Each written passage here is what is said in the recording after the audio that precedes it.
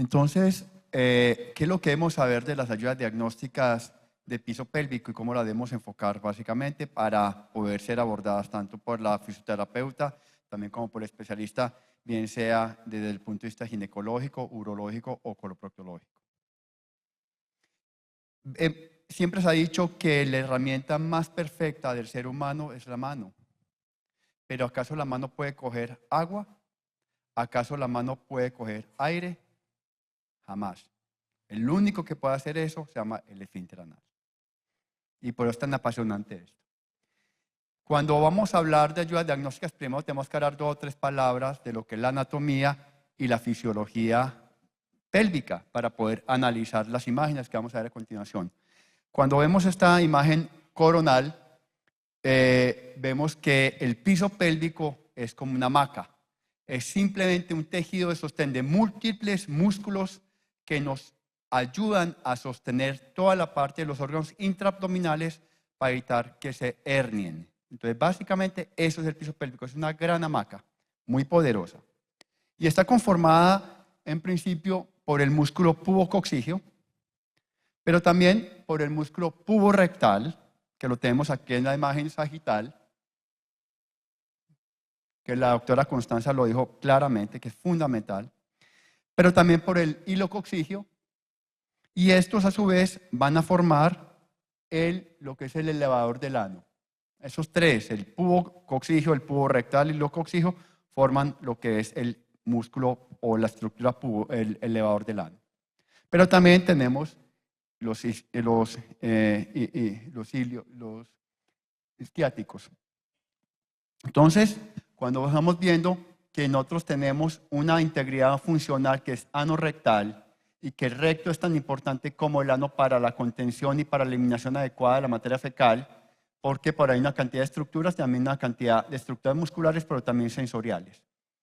Entonces, veamos uno a uno qué hace parte de esto. Entonces, el esfínter anal interno es el único músculo del cuerpo humano que en su estado de reposo está contraído permanentemente. Eso es muy interesante también realmente. Entonces, todos los músculos de alguna manera pueden estar en estado basal reposando, pero el esfínter anal está siempre trabajando, siempre está contraído. Es el responsable del 85% de la presión basal de reposo, pero también es formado por el músculo circular del recto y es autonómico, no es voluntario, es autonómico y es un músculo liso. El esfínter anal externo es responsable del 85% de la continencia, es un músculo estriado voluntario y tiene 3 haces, tiene un haz muscular profundo superficial y un subcutáneo. Es básicamente todo este tipo, toda la parte del funcionamiento del piso pélvico y básicamente las estructuras también, tanto vesicales como rectales, están manejadas por todos los arcos reflejos de S2 a S4. Y el recto es un gran reservorio. Definitivamente la estructura más importante del colon rectoiano, colon recto, es el recto. ¿Por qué? Porque es el que nos permite preservar y mantener de alguna manera un almacenamiento para que de manera socialmente aceptada podamos ir a evacuar en los tiempos prudenciales. Entonces el recto es un gran reservorio y es muy interesante porque cuando el recto se siente lleno, inmediatamente manda una imagen, una señal al hipotálamo diciendo, estoy lleno, me quiero desocupar. Pero si la persona de manera socialmente no tiene la capacidad o la posibilidad o el deseo de ir al sanitario, entonces ese recto le manda, ese hipotálamo le manda una contraorden al recto y le dice, relájese, que este señor no quiere ir al baño. ¿Y qué pasa? Eso es lo que hace. Hay una relajación adaptativa. Inmediatamente el recto se relaja para disminuir esa sensación de evacuación y al relajarse empieza a acumular más materia fecal, pero también a su vez empieza a reabsorber más cantidad de agua para deshidratar la materia fecal. Entonces, eso es lo que hace el recto. Es un reservorio con una presión basal de 5 a 25, pero puede tener una capacidad hasta 300 centímetros. Es muy importante los músculos acá para de alguna manera darnos la continencia y de alguna manera en estado basal el pubo rectal siempre hace un ángulo más o menos de 80 a 90 grados, pero en el momento defecatorio, al sentarse la persona en el sanitario, la posición de cuclilla, de alguna manera, se rectifica este ángulo y se vuelve completamente hasta 115 grados. Se amplía el ángulo para poder defecar, con toda la parte de la coordinación neuromuscular que estaba hablando la doctora Constanza. Y aquí ella habló, que no le salió la gráfica, por eso la traje acá. La gráfica, lo que es el reflejo rectoanal inhibitorio, que es tan importante porque es la manera de censar, y lo dijo ella, es la manera de censar, y es muy bonito porque hay material fecal en el recto y el esfínter anal interno se relaja para poder, porque en el canal anal hay unos receptores, unos quimioreceptores que sensan qué clase de material hay allá abajo. Lo mismo que la lengua. La lengua tiene papilas gustativas que sensan si es salado, si es ácido, si es dulce. Aquí pasa lo mismo. Aquí tenemos capacidad de sensar qué hay allá abajo y en el momento de que se sensa, inmediatamente el esfínter anal externo coge control para no evacuar, para que no se le salga el material fecal. Por eso es, dependiendo de esa parte de sensibilidad, de saber qué hay allí, qué material hay allí, uno puede tener un flato sin poposearse. Es lo interesante de esto. Entonces, cuando se pierde la sensibilidad es cuando de alguna manera pueden haber escapes sin poderlos percibir porque no sabemos qué clase de material hay allí. Entonces, eso es lo que hace el reflejo rectoanal inhibitorio, es muy importante. Y las personas que tienen un megacolon ganglionar como una enfermedad de Hirschsprung adolecen de este reflejo rectoanal inhibitorio y es una imagen patognomónica en enfermedad de Hirschsprung la ausencia de este reflejo rectoanal inhibitorio. Entonces, la manometría anorrectal, para que ya empecemos a hablar de lo que son los exámenes funcionales, anatómicos, topográficos, de lo que es el piso pélvico, la primera es la manometría anorrectal, que nos permite percibir lo que son las presiones, los reflejos y las sensibilidades anorrectales. Entonces, primero que todo, nos permite evaluar la longitud del canal anal, que es más o menos detrás de 5 centímetros, también la presión anal de reposo, y lo más que esto es la capacidad de contraer ese esfínter anal externo. Al uno pedirle que contraiga a la persona, haga fuerza, contraiga, se debe triplicar estas presiones basales de reposo para que sean efectivas en la presión anal máxima de contracción. También nos permite sensar, percibir la sensibilidad mínima, la sensibilidad defecatoria de ganas de dar del cuerpo, la urgencia y la sensibilidad máxima tolerable, hasta 300 centímetros más o menos. Es muy importante la distensibilidad del recto. Sabemos que es un reservorio que es elástico y por ende también es parte de esa distensibilidad que nos permite que ese reservorio se amplíe, se disminuya sin generar mayor disconfort. Un paciente que ha sido irradiado o que tiene una proctitis, esa distensibilidad está alterada completamente y por eso es importante percibirla a través de este examen. Los reflejos de la tos nos permiten también todas las maniobras del flutter y toda la parte de continencia, del pubo rectal se contrae, inmediatamente también se hace un acordeón, para que estamos hablando de las capas circulares del recto del acordeón para evitar que haya incontinencia, y lo que estábamos hablando de reflejo rectal inhibitorio. La prueba de expulsión del balón es muy importante porque es la que nos da la integridad de todo este mecanismo defecatorio. Entonces, aquí es donde podemos hablar de las disinergias y es de alguna manera poder evacuar un balón lleno de agua, de unos 50 centímetros de agua, poderlo evacuar en un tiempo prudencial. La manometría se utiliza para constipación, estreñimiento, para incontinencia fecal, para controlar antes o después una cirugía, por ejemplo, para fisuras anales. Yo no soy no me gusta mandar mucho antes de cirugía una fisura anal, salvo que yo encuentre que sea un tacto rectal que sea hipotónico, pero cuando hay fisura anal hay mucho dolor, entonces una manometría es supremamente dolorosa, pero se puede hacer para dolor anal inespecífico no claro, para fístulas anales, para patología del suelo pélvico y para descartar enfermedad o confirmar enfermedad de Hirschsprung, o sea, megacolon ganglionar. Como hablamos, simplemente es una diapositiva para acotar lo que la doctora Constanza dijo. El biofeedback es una técnica más de la fisioterapia de piso pélvico y lo que nos ayuda es muy importante en lo que es la incontinencia fecal, para la sensibilidad rectal y anismo y poder de alguna manera mejorar todo este componente. Entonces, y yo tengo muy claro, el doctor Miranda no dijo la cifra, pero las cifras mundiales o las cifras que de alguna manera se utilizan es que la fisioterapia de piso pélvico puede mejorarse un 30-40%. Estoy hablando desde el punto de vista comercial, dan ese mensaje que es erróneo. 30-40% mejora la fisioterapia de piso pélvico los problemas del piso pélvico. En nuestra experiencia, en la experiencia que alguna del doctor Miranda también expuso y la experiencia del doctor González, sabemos, y en la experiencia nuestra, sabemos que la terapia de piso pélvico mejora entre un 70-80% los problemas de piso pélvico. Pero hay que sostenerla en el tiempo porque recordemos que esto es un componente muscular, que si yo quiero aprender a tocar una guitarra, a mí el profesor me puede dar unos acordes y unas posiciones sobre la guitarra. Pero la única manera de aprender a tocar guitarra es practicando todos los días en mi casa.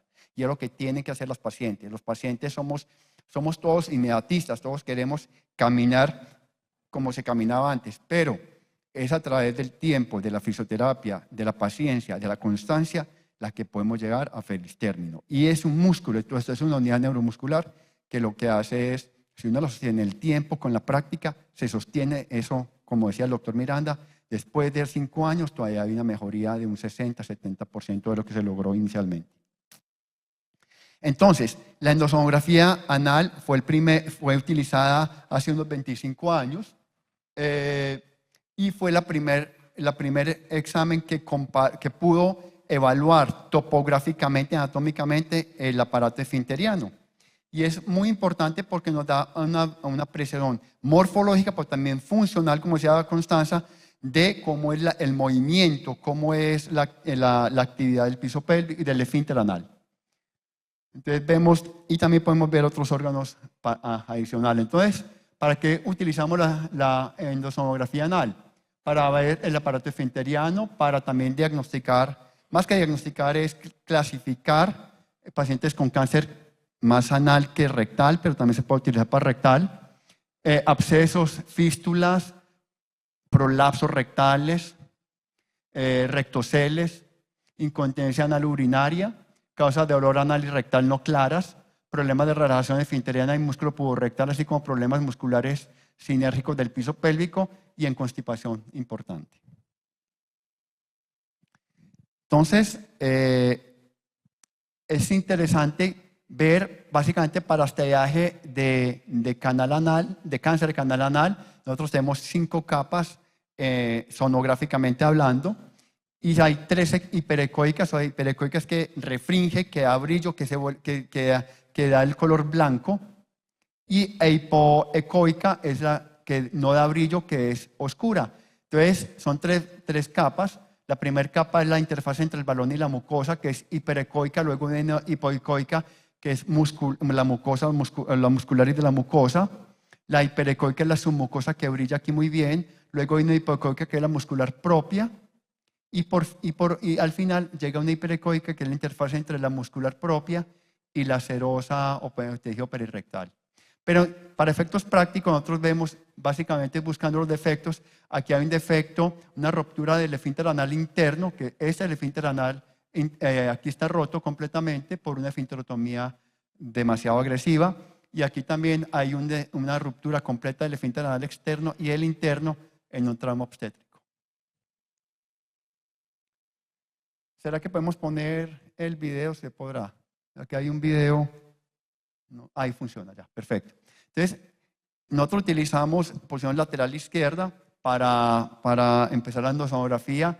Vemos aquí, esta es la próstata, los cuadrantes y vamos saliendo. Este es un paciente con una sospecha de una fístula, obtiene una fístula, un grifo fistuloso, nos pidieron que evaluáramos dónde está la fístula. Y si empezamos a ir retirando el equipo, empezamos, sobre todo, empieza a mirar en el cuadrante anterolateral derecho, vemos que aquí hay algún tipo de colección, aquí empieza a formarse, enseguida la vamos a ver, y vamos viendo que aquí se va formando el trayecto fistuloso y podemos diagnosticar de alguna manera que es aquí hay algo de colección y hay una fístula interesfintérica allí.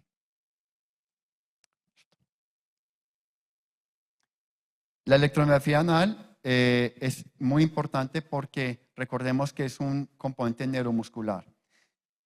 A ver, si yo tengo una persona con un trauma raquimedular, por más prótesis o implantes que le ponga yo en las piernas, ese paciente no va a poder caminar. Entonces, pero no, es diferente la persona que de alguna manera sufre un trauma en una extremidad, con por ejemplo, un accidente automovilístico o una mina quiebrapatas, que pierde su extremidad.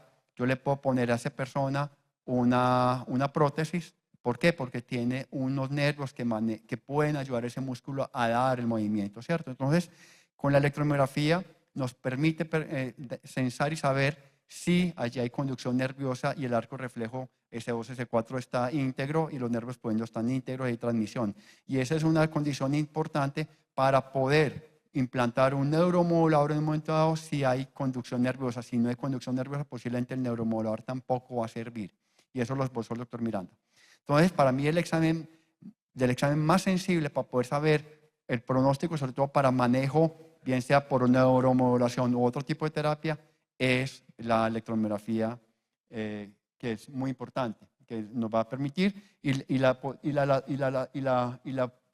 latencia del nervio pudendo también es muy interesante. La defecografía es simplemente para mirar también la parte funcional, pero también la parte anatómica defecatoria de la persona. Podemos de alguna manera sospechar o diagnosticar los síndromes del perineo descendido, prolapso rectal, la intusión, que aquí está muy clara, el prolapso rectal aquí está, la enteroceles, úlcera rectal solitaria, aquí hay un enterocele. Entonces podemos ahí. Pero lógicamente la úlcera rectal solitaria es mucho mejor evaluada por vía endoscópica. Entonces hay unos ángulos que se deben medir. Aquí hay un enterocele y hay unos ángulos que el radiólogo especializado en esto debe medir y analizar, ¿cierto? Finalmente, la biopsia.